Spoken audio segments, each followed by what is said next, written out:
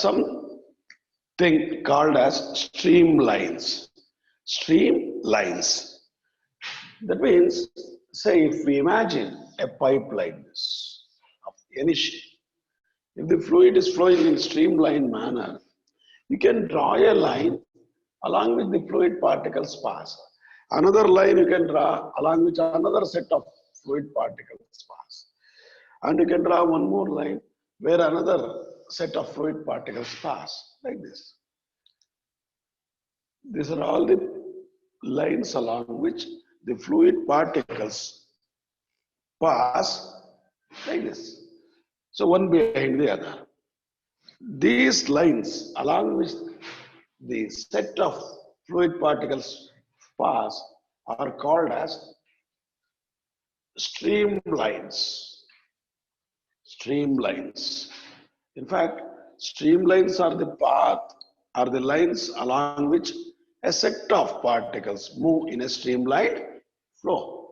And observe, in the streamlined flow, at any point in a streamline, at any point if you draw a tangent, it will give you direction of the velocity at that point, velocity of the fluid particles at that point. Tangent drawn to the streamline gives you velocity of the fluid particle at that point. Velocity of the fluid particle at that point. So I have drawn tangent to these two. At any point you can draw, you will get the velocity direction there. Once you know these things, there's one peculiar thing. I will state that why you just think over it. Later on I will tell you. Two streamlines, one streamline like this, another streamline like this, cannot cross each other. Why? Can somebody think of it? Two streamlines cannot cross. Why?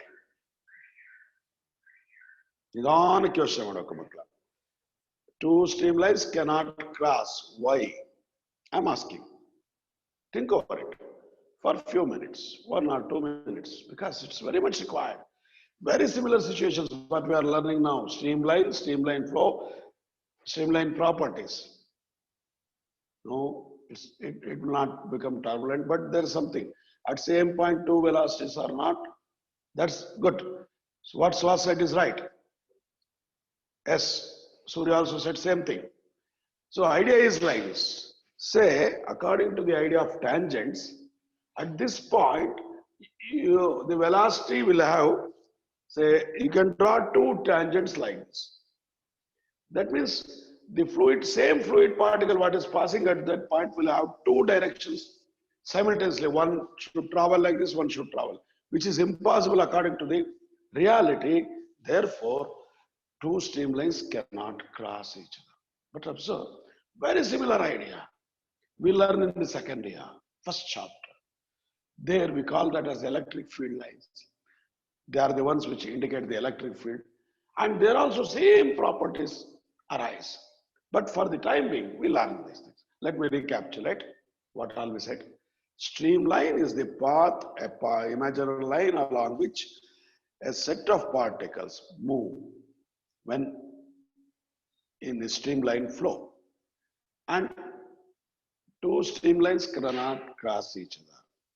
Tangent drawn to the streamline at any given point always gives you the direction of velocity at that point. And also one more important idea, if you have streamlines parallel to each other like this, that means the velocity is always same at all points there. At all points it is same. So there's another idea. And then where streamlines are curved like this, if you imagine these are the streamlines, here they are curved. That means there the velocity is maximum. In that region, velocity of the fluid is large.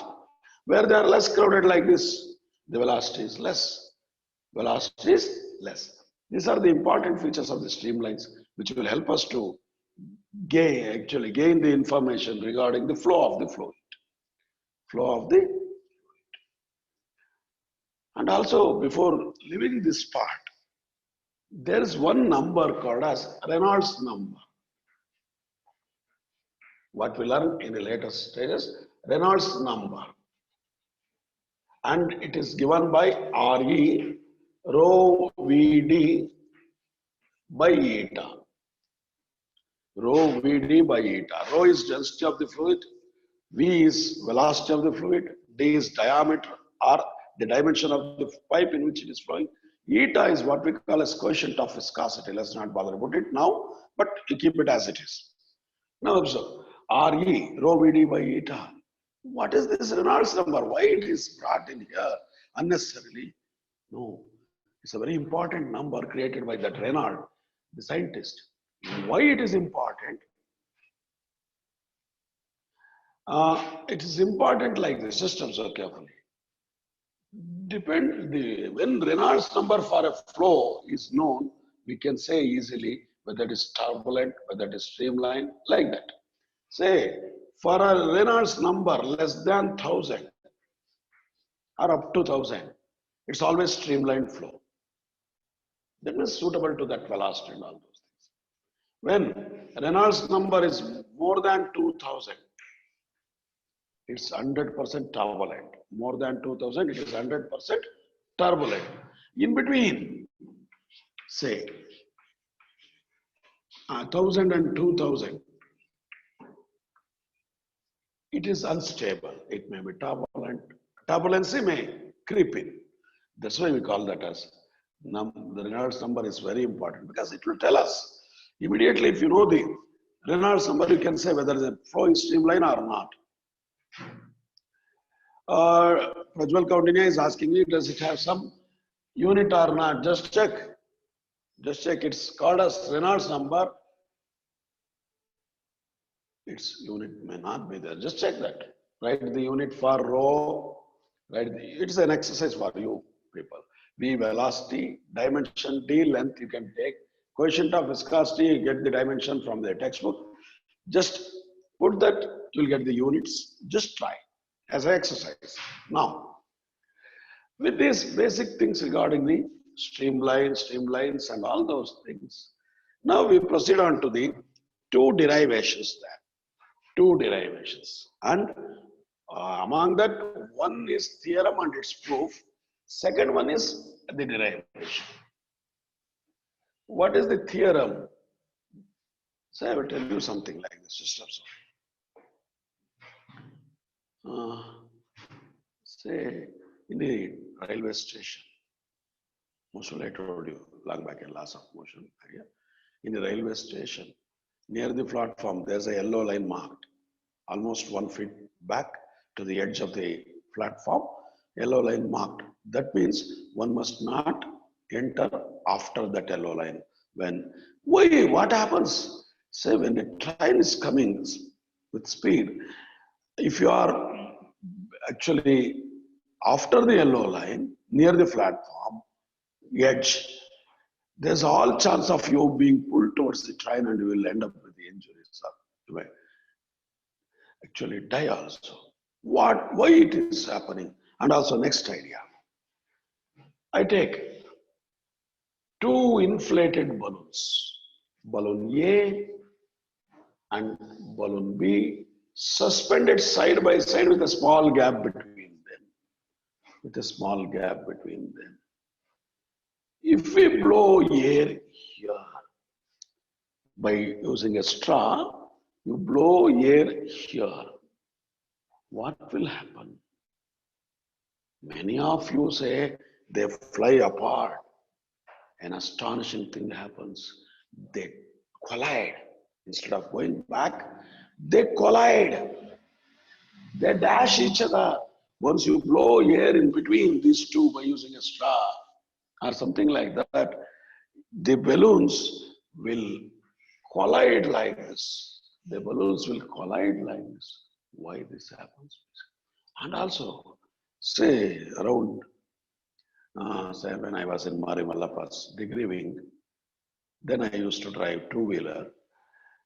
One day in the Kukrali Lake Road, I was moving fast to my college. There, one bus overtakes me. Suddenly I felt one beautiful thing. I was pulled towards the bus, slightly. Why? That happened. Why? We'll learn the explanation in this.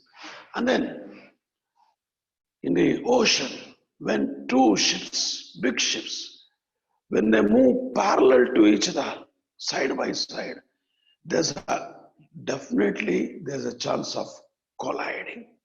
There's a chance of colliding one with the other.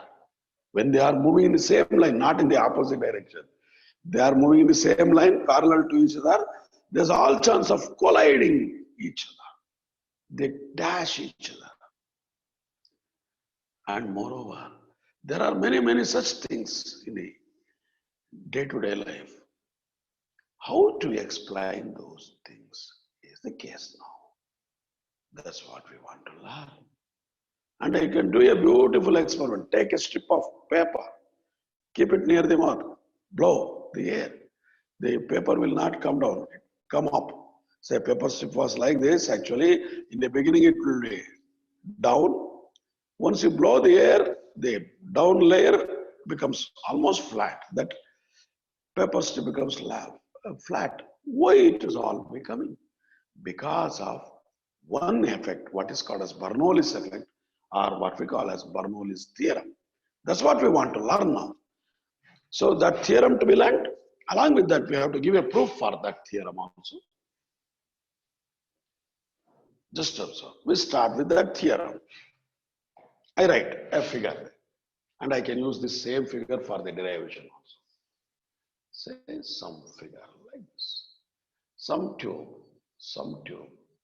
Ideal liquid I take. Ideal fluid. Ideal fluid means incompressible, irrotational.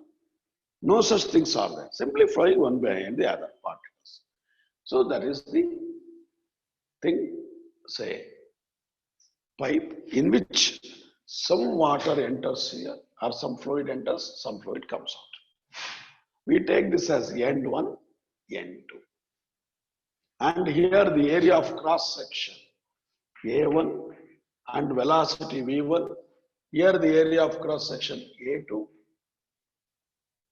velocity V2, and observe from the ground, this part is at average height H1, this part is at average height H2.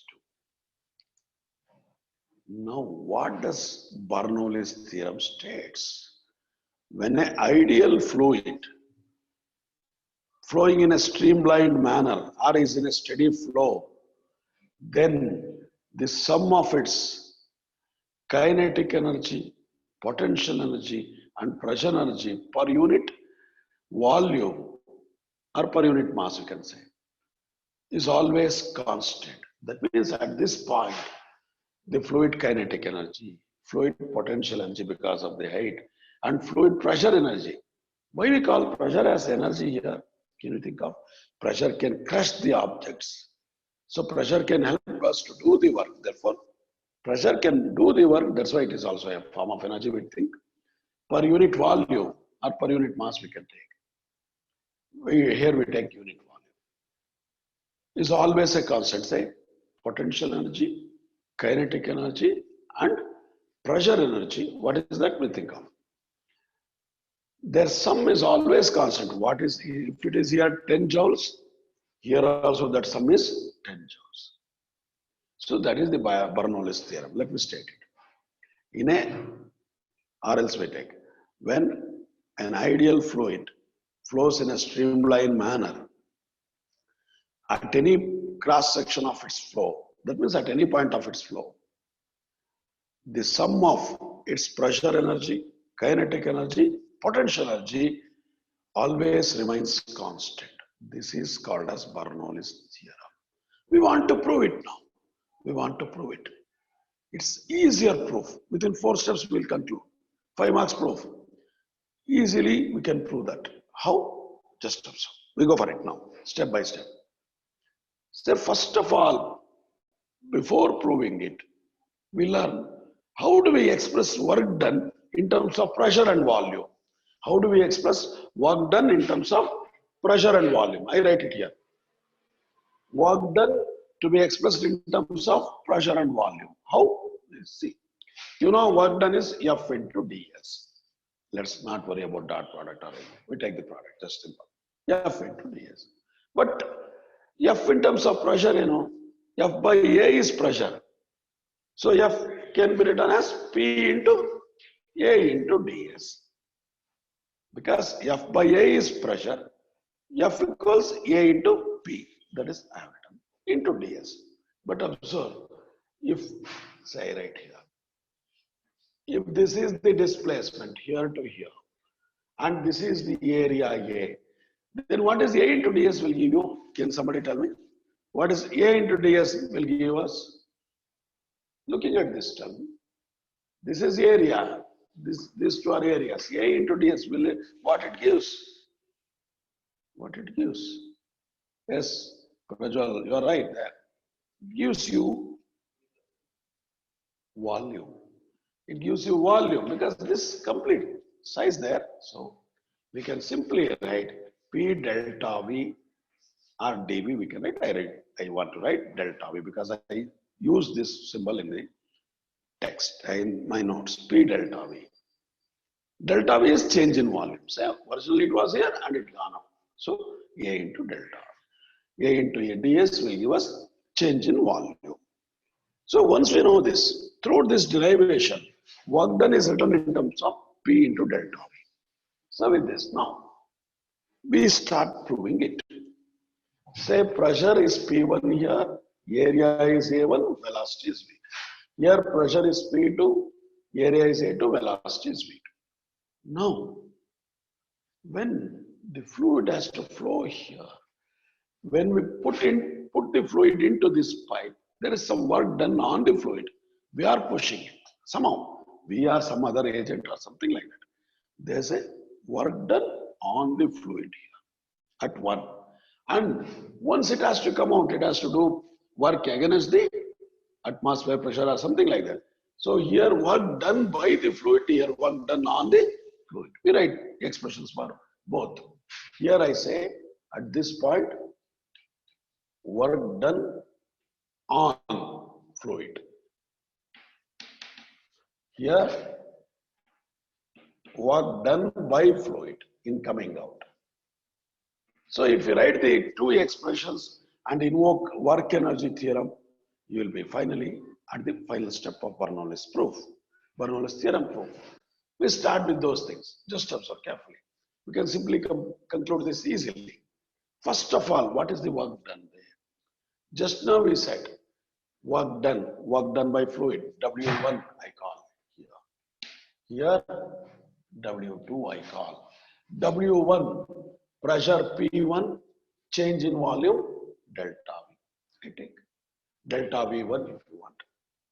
And work done 2, work done on by the fluid in coming out, P2, delta V2, P2, delta V2. So net work done, what it is? Can somebody tell me? Net work done. W1 minus W2. Because W2 is done by fluid, W1 is done by us. So net work done by us, W1 minus W2 is equal to P1 delta V1 minus P2 delta V2. But here I make a drastic statement you have to think of. Delta V1 is same as delta V2. Can you think of why? Delta V1 is same as delta V2. So we can write throughout delta V only. Why?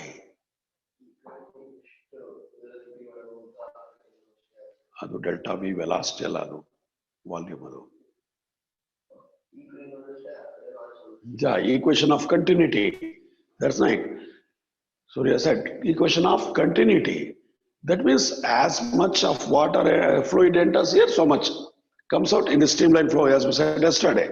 Therefore, I can simply say throughout this delta V1 equals delta V2 and we represent it as delta V because of equation of continuity. Equation of continuity.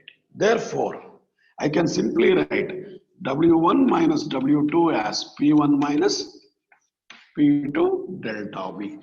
That's it. We call this as equation 1. Equation 1. Two more equations to be written and equated. Say, what is the change in kinetic energy from here to here? We have to calculate. Change in kinetic energy. I write.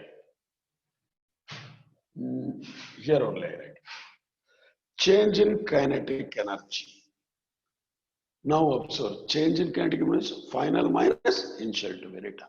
Half m2 v2 square minus half m1 v1 square. Half m2 v2 square minus half m1 v1 square.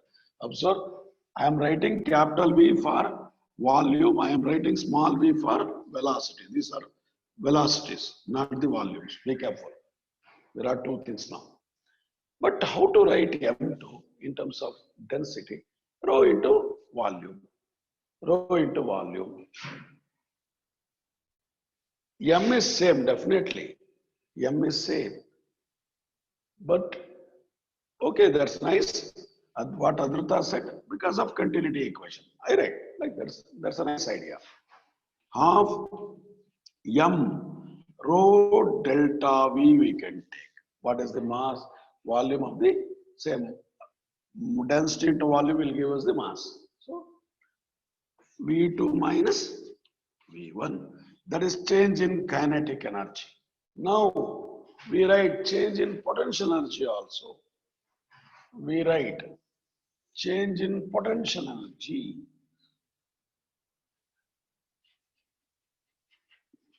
Change in potential energy. How to write? Delta U. Usually we take U as potential energy. Delta U. How to calculate? MGH. MGH1, MGH2. Because mass same again. As Adrita said. Therefore, I must write MGH2 minus H1. Because M remains same again. MGH2 minus H1. So now, you know, change in kinetic energy, change in potential energy. What does our, say, work energy theorem tells us? I love this condition there. What does our work energy condition tells us? Can you tell me? Work done on the liquid, on the fluid, or work done is exhibited as change in kinetic energy. We said here both kinetic and potential in a more detailed manner. Work energy theorem tells us work done on the system is exhibited as both change in kinetic energy, sum of both change in kinetic energy and potential energy. Therefore, I write W, say, the work done, net work done, W I write here. W equals delta K plus delta U. Delta K plus delta U. We substitute all the things. W is written as P1 minus P2 delta V.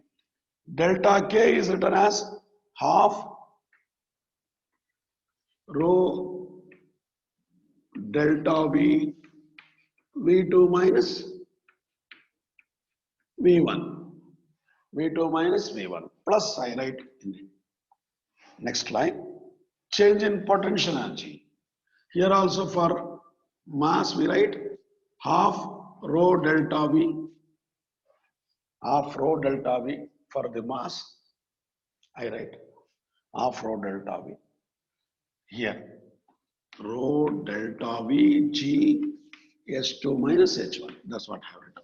Half is not there. Rho delta V G S2 minus H1. So observe delta V same throughout because of continuity. So change in volume.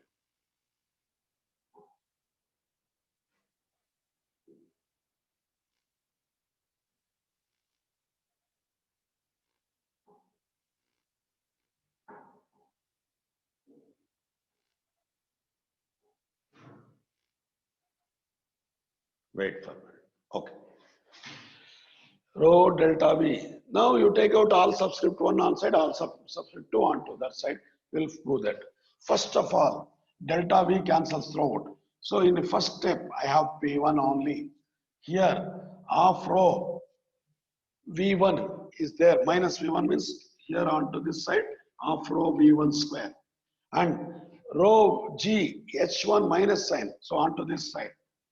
Rho G H1. On this side. What we have? So 10 more minutes there. We can conclude this.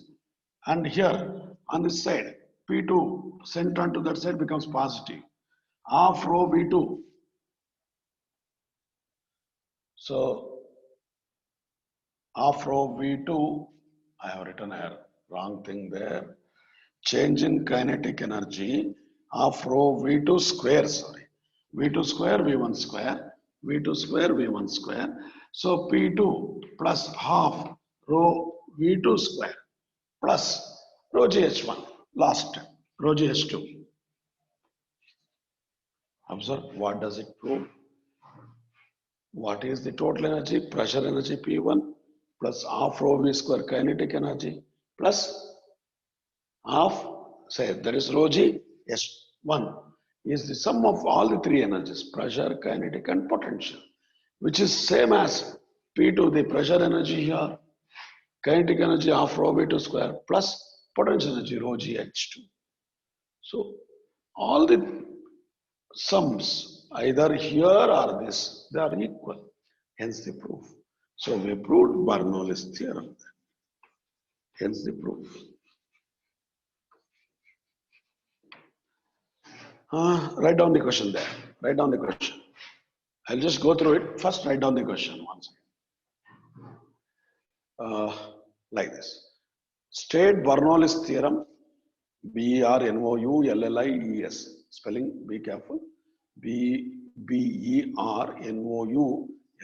Bernoullis. To pronounce. Bernoulli's theorem. State Bernoulli's theorem. One mark question. And also next 5 marks question you can write. State Bernoulli's theorem once again. State Bernoulli's theorem and state Bernoulli's theorem and hence prove the theorem and hence prove the theorem.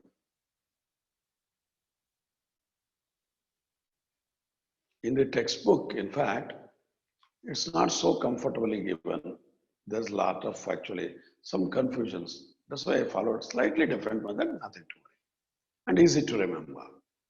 Okay, now we proceed on to the recapitulation. Look at the board carefully. Say, we considered a fluid in this pipe flowing in this streamline, ideal fluid. And at this point, we consider 2 points of the flow. The pipe may be there, here or there, but we are taking the 2 ends. The 2 points, 1 and 2. At this point, fluid is entering, we take. At pressure P1, area of cross section A1, velocity V1 and height H1. At this point, it comes out. Area A2, pressure P2, velocity V2. Now, here in pushing in, work is done on the fluid. That is work done on the fluid W1. Here, as it comes out, fluid comes out, work done by the fluid. It is going to do some work against the outside, that is pressure or something like that. Therefore, how to write the work done? Work done is written as P1 delta V1 by W2 P2 delta V2. And net work done you subtract what you have done minus what fluid has done. W1 minus W2 we have written. But delta V1 equals delta V2 equals delta V. Why you have to write down? I have rubbed it by continuity equation. Continuity equation. By continuity equation. Then W1 minus W2 is P1 minus P2 delta V. Delta K is half mV1 2 square minus half mV1 square. Mass remains same because of continuity equation. And then delta K, M to be written, but in terms of density I have written rho into delta V, the change in, there is mass which is flowing per unit time. Then V2 square by V1 square is the change in kinetic energy, final kinetic energy minus initial kinetic energy. Then potential energy can also be thought of mgh2 minus h1, but m can be written as rho delta v again, gh2 minus h1 W equals delta K plus delta U. Then substitute everything, rearrange the terms, you will get delta V cancels everywhere. P1 half rho V plus half rho V1 square plus rho GH1. P2 plus half rho V2 square plus rho GH2. This means pressure energy, kinetic energy, potential energy. Sum is constant. Actually, there's no need to write only 2 points. You can take third point in between. Here also, if you write A3 area, P3 pressure, and V3 velocity, then also you will get. That P3 plus half rho V3 square plus rho GS3 can be written. Hence the proof. So that's why we do only for 2 points. In the second holiday, Maestro edition, While Eastern company publication, they proved it for 3, but it is enough for us to prove for 2 points. Okay, just quickly write down. We may have time.